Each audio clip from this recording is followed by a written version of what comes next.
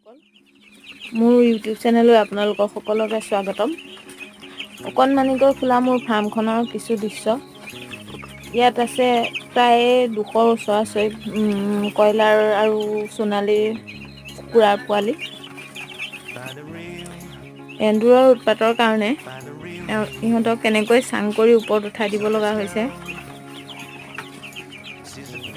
আজি ইহঁতৰ প্ৰায় 10 নম্বৰ দিন।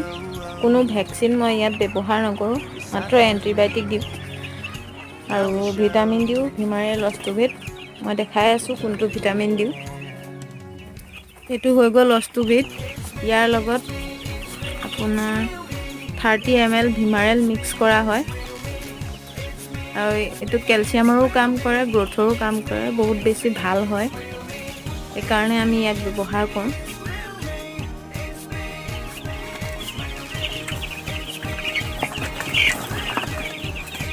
সিহঁতক এনেকৈ মুভমেণ্ট কৰাই থাকিব লাগে। ঠাণ্ডাৰ দিন যিহেতু অলপ ঠাণ্ডা আছেই, গতিকে এনেকৈ লৰাই থাকিব লাগে যাতে ইহঁতি এনেদৰে থূপ নালাগে।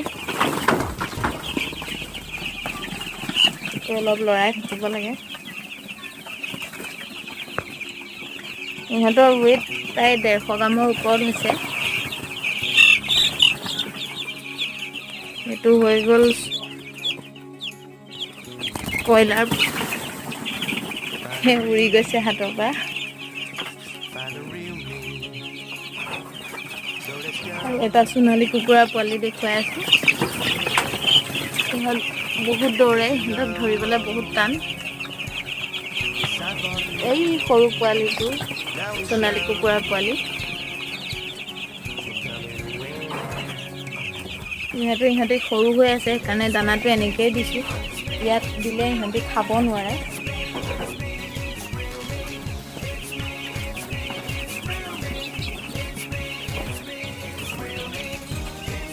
আমাৰ ফাৰ্মখন থুলমূলকৈ এনেকৈয়ে বনোৱা হৈছে। বাহিৰৰ ফালে পাল লগাই থোৱা আছে আৰু ভিতৰৰ ফালে নেট দিয়া আছে ওপৰত। তলৰটো এনেকুৱাই। এয়া দেখিছেনে এন্দুৰৰ গাত। এন্দুৰৰ উৎপাতৰ কাৰণে এনেকৈ চাং কৰি ওপৰত উঠাব লগা হৈছে। এয়া জাল দি থোৱা আছে এন্দুৰৰ কাৰণে, যাতে কোনো ইহঁতক অপকাৰ নকৰে। এইদৰে এনেকৈ চাং কৰি দিয়া হৈছে ইহঁতক।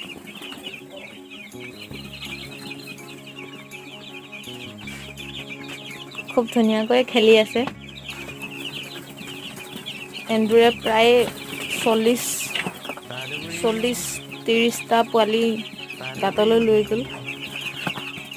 এতিয়া যিমানখিনি আছে সিমানখিনিয়ে ভালকৈ ডাঙৰ কৰিব লাগিব। চাই থাকক আৰু জানিবৰ বাবে মোৰ চেনেলটো ছাবস্ক্ৰাইব কৰক। ভাল পালে এটা লাইক কৰক।